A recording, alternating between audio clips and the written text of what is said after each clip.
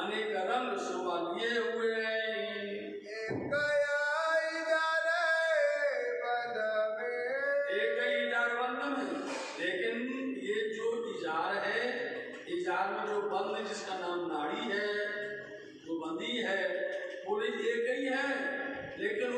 सब संयुक्त है, सब मिली हुई। नाड़ी में ये रंग जो है, नवरंग जो है, ये उसमें मिले। नाड़ी एक ही है, लेकिन उसके अंदर में ये सब रंग एक के अंदर में, लाल भी देखो, नीला भी देखो, पीला भी देखो।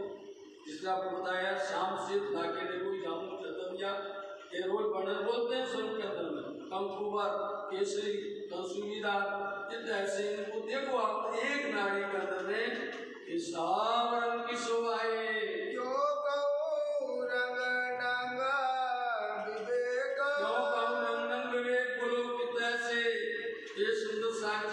यहाँ की है ये, यहाँ की, इसलिए हम कैसे कहें, इसलिए यदि तारतम्य लग जाए, जागृत बुद्धि आ जाए सुंदर साथ जी, तभी इसका दर्शन भी होता है और वर्णन भी धनी करवा सकते हैं। अन्यथा इस संसार की इस बुद्धि से कैसे करके इसका विवेचन कर सकें।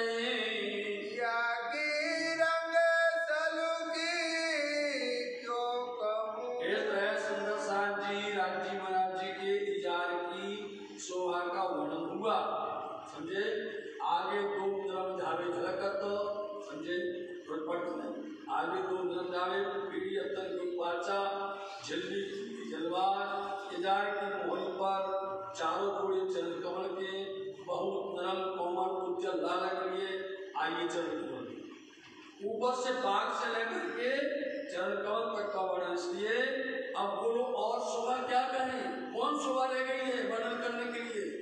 इजार का वर्णन हो गया, जामा का वर्णन हो गया, किशोरी का वर्णन हो गया, साजी है, पटका का वर्णन हो गया, राज्य ऊपर से अंगों का भी दर्शन हो गया, भूषणों का भी दर्शन हो गया। और अब आगे जो शोभा वर्णन करने जा रहे हैं, हम सब अपने ध्यान को, अपनी एकाग्रता को अवधनी के चरण की तरफ लगाएं। राज्य के चरणार्थ की शोभा का बखान होने जा रहा है, तो इस तरह से इनकी शोभा जो है होने वाली है। ये शोभा निज परमधाम की राज्य की है। बकाधनी के चरण, इसलिए बका अखंड परमधाम है। बका किसको बोलते हैं? अखंड। अखंड क्या है? परमधाम है। तो परमधाम में राज्य के चरणार्थ, जब भी बोलेंगे तो इनकी शोभा बोलना, या तो चरण कमल बोलो या चरणारविंद बोलो, नेत्र बोलो, नेत्र कमल बोलो, मुख मंडल बोलो, मुख कमल बोलो। ये शोभा है राज्य की शोभातीत है। इसलिए हमें उनकी शोभा को अपनी इस संसार की बुद्धि से बहुत सजो करके, अरे आप इंद्रावती जी ने श्यामा जी का वर्णन किया तो बोले हैं जोई कुचन आंगन के ऊंचा और ना आवे वाणी माहिते। इस संसार में उन्होंने कहती है इंद्रावती जी कि हम देख करके ऊंचे से ऊंचे वचन, ऊंचे से ऊंचे शब्द, उनको चुन करके शोभा का बखान करना पड़ता है, समझे नहीं। ऐसे साधारण तौर पर वर्णन नहीं कर दिया जाता, हल्के वचनों से शोभा नहीं कही जाती है। धामधनी की श्यामा जी महारानी जी के परमधाम के अंगों की, इसलिए बका धनी के चरण, बका अखंड परमधाम की धनी है और उनके चरणारविंद हैं, उनकी चरण कमल है, उनकी शोभा का आप दर्शन करिए। लाख तली रंग शोभित, लाख तली रंग शोभित। सबसे प्रथम लाख होती है अड़ा और एड़ी, नीचे का भाग है चरण कमल का अड़ा, और एड़ी के बीच में जो गहराई होती है उसका नाम लाख है। उस लाख की जो रंग देखें, रेखा देखें सुंदर, उनकी शोभा उत्तम रंग पानी शोभे। बोलो चाहे श्यामा जी का हो और चाहे राज्य महाराज जी का हो। एक राज्य का वर्णन करो, श्यामा जी का वर्णन करेंगे कि जैसा मैंने अपने धनी का वर्णन किया वैसा श्यामा जी का, लेकिन उनकी विशेषता अलग अलग वर्णन करते हैं। तो बताते हैं चरण कमल के भाग में सुंदर लाख गहराई की शोभा, लालनी लिए हुए है, सुंदर पत्ती उनकी चरण कमल की रेखाएं दिखाई दे रही हैं। ऐसी सुंदर शोभा श्री राज्य महाराज जी के चरणारविंद चरण कमल की है।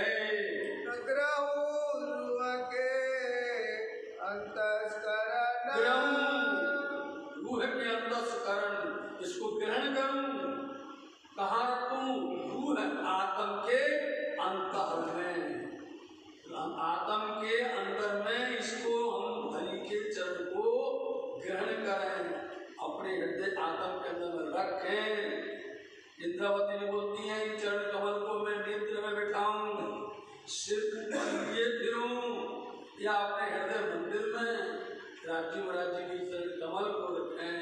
ऐसे में पिया प्राण धाम प्राण वल्लभ के धाम धनी के शोभाचरण किए जिनको अंतः मन में अंतःकरण में रखूं।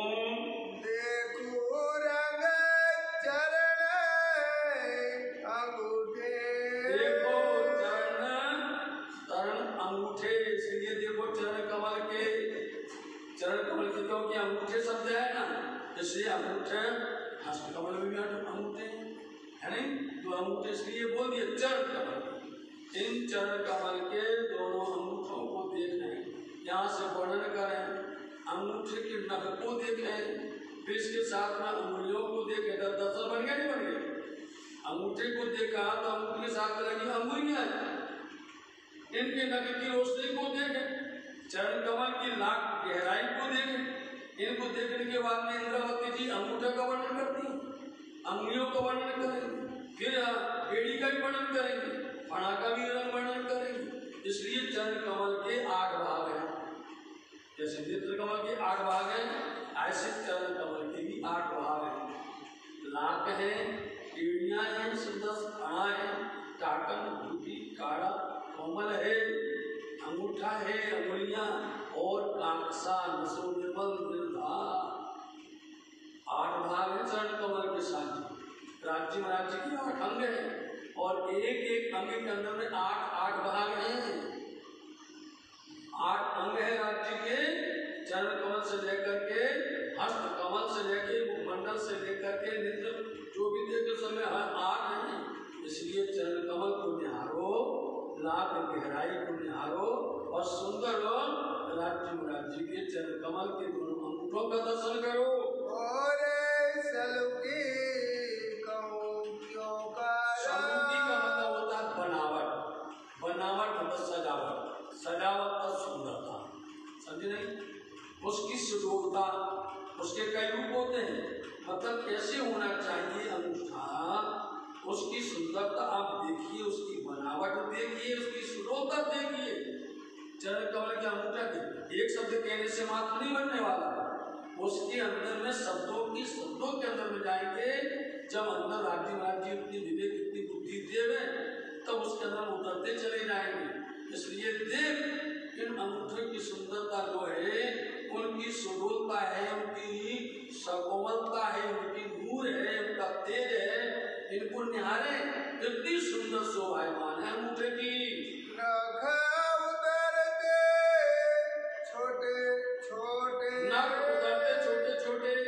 अंगूठा अंगूठे से लग करके फिर अंगुली इधर से उतरती आई क्रम से, इसको अपन जो है जो सबसे बाद में कनिष्ठ जिसको अपन लोग बोलते हैं, जैसे हाथ कमल के अंदर में ऐसे ही चरण कमल में, तो अंगूठे से लग करके उतरते उतरते उतरते छोटी उंगली के पास तक आए।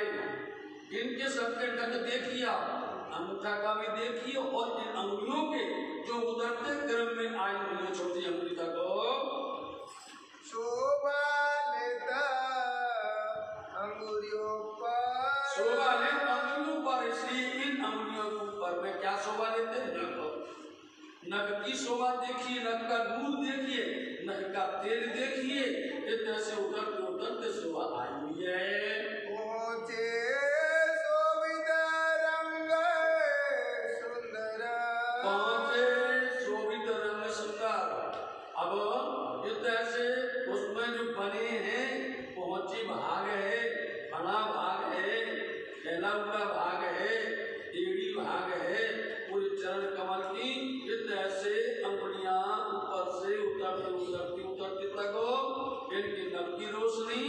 और रोशनी इस तरह से अंबर आकाश तक पहुंचती है।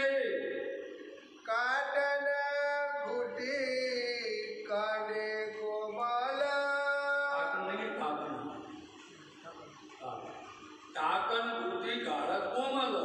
इसलिए चरण कमल में एड़ियों से लगा ऊपर वाला भाग है, तो नीचे वाला भाग जो है घुटी और टाकन बोली जाती है। नीचे वाला भाग घुटी है और ऊपर वाला भाग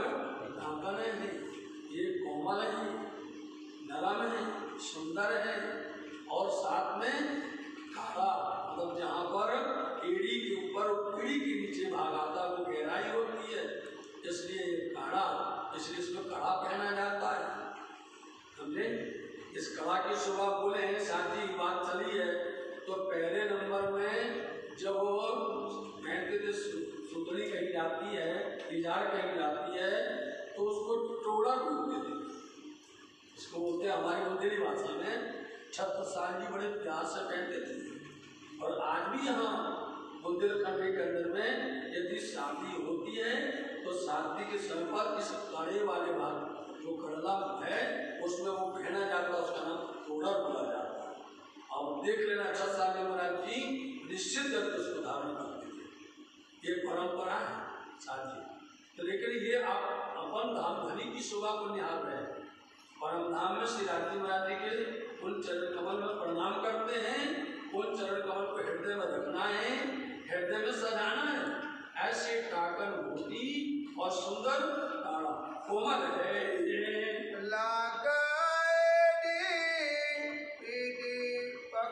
आगे तो हमने पहले आगे बोल दिया है, लाट एड़ी पीढ़ी पकड़, पीढ़ी के नीचे वाला भाग, एड़ी के ऊपर वाला भाग लाट गहराई है। समझे?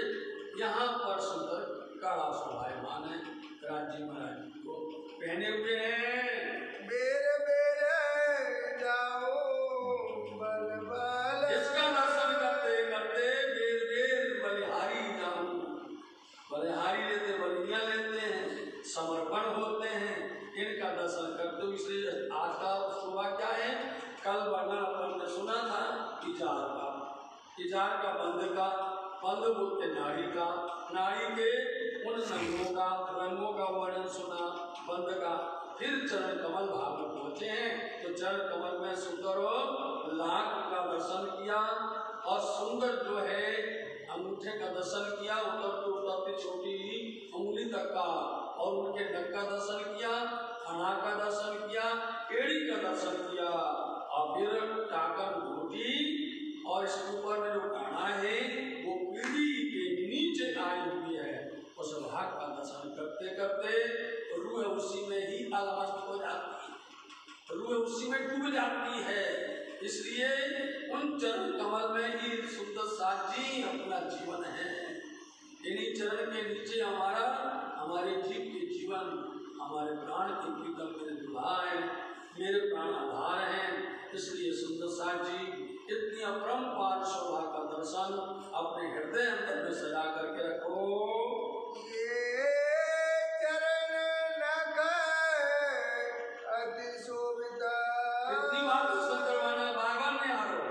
एक चरण नख अति शोभित, चरणारविंद चरण कमल के अंगूठे से लेकर के और जो अंगुलियां उतरती हुई आई हैं, इनके जो नख हैं अति शोभायमान है। और इनमें से नूर प्रकट होता है, इनमें से नूर प्रकट होता है, तो ऐसा नूर प्रकट होगा कि बस आप आसमान की तरफ बैठ कर नूर जाएगा। जानो तेज पुंजा भरपूरा, जाने तेज पुंज भरपूर, जैसे तेज का जमा हो गया हो, नूर का जमा हो गया हो, पुंज बोलते हैं जमा होना, तेज ही तेज जमा हो गया हो, ऐसे नख की रोशनी है।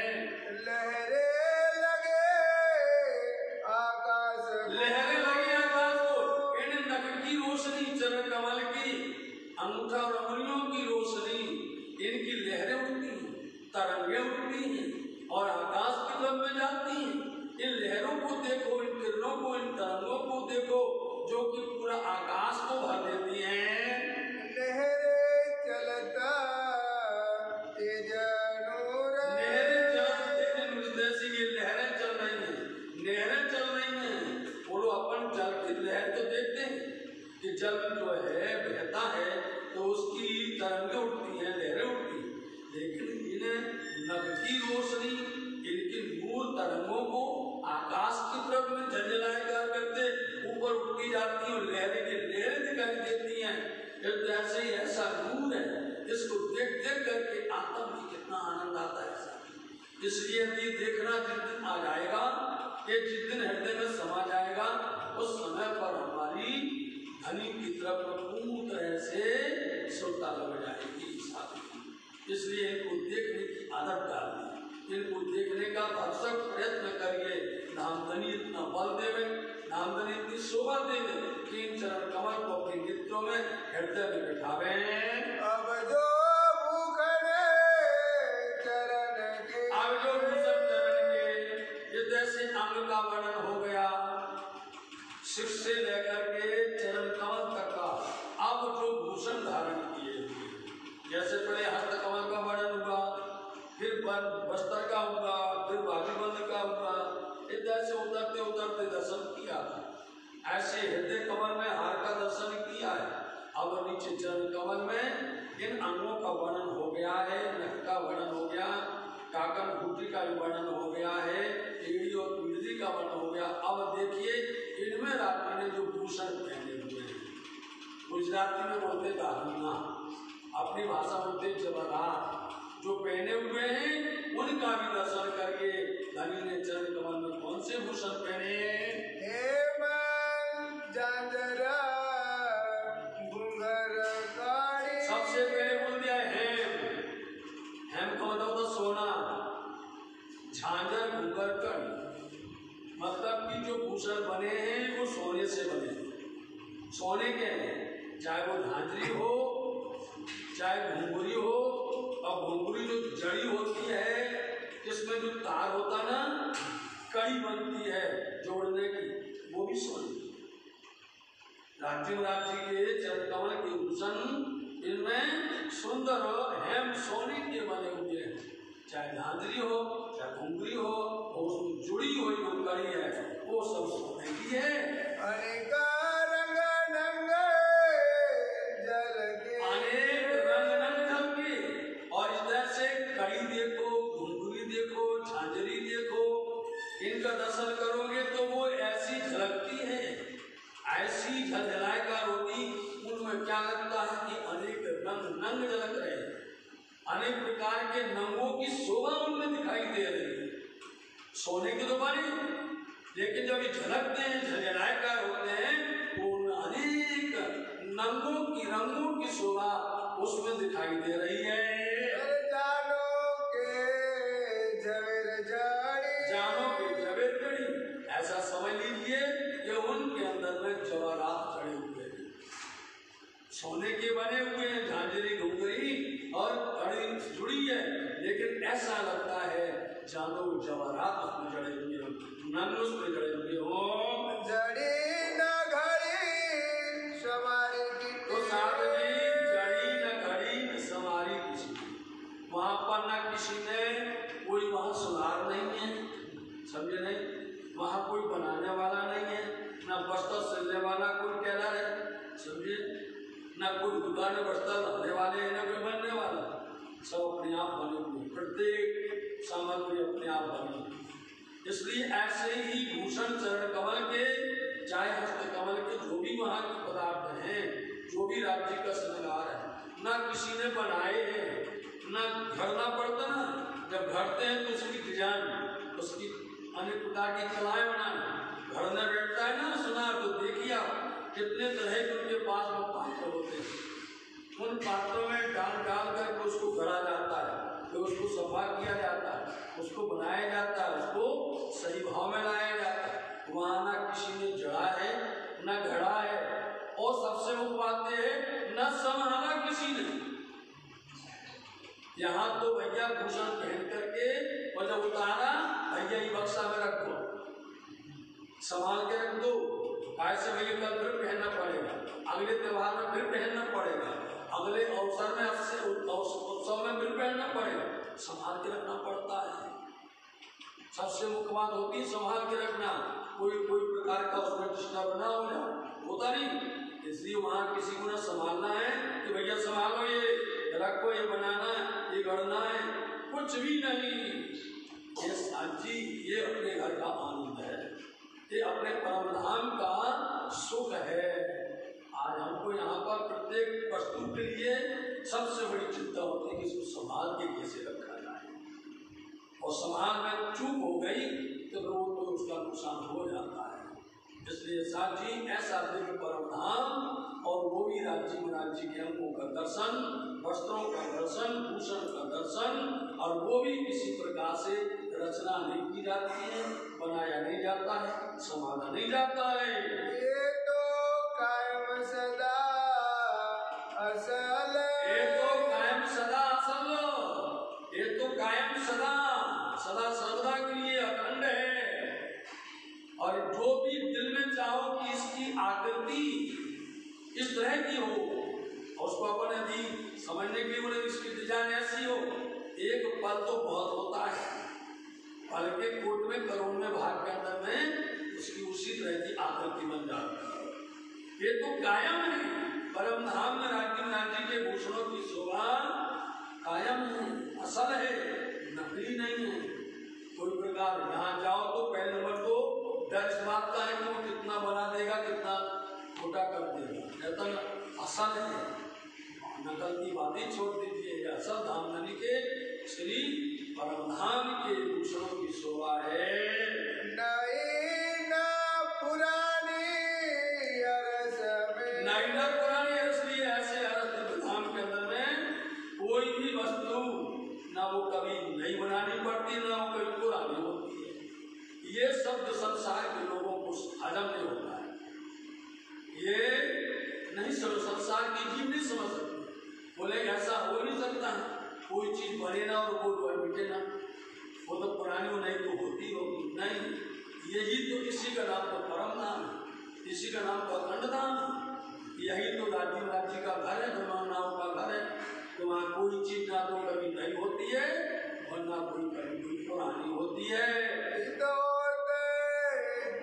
ना चल विचल, ये तो होए ना चल विचल, ना ऐसे कोई चल विचल मतलब क्या होता है? चल विचल में क्या होना, कोई चीज नया बनना, पुराना होना, फिर उसको तोड़ना, तोड़ करके फिर गढ़ना, इसलिए कोई प्रकार का हलवन चलवन नहीं होता है, सदा सर्वदा अखंड रहती है।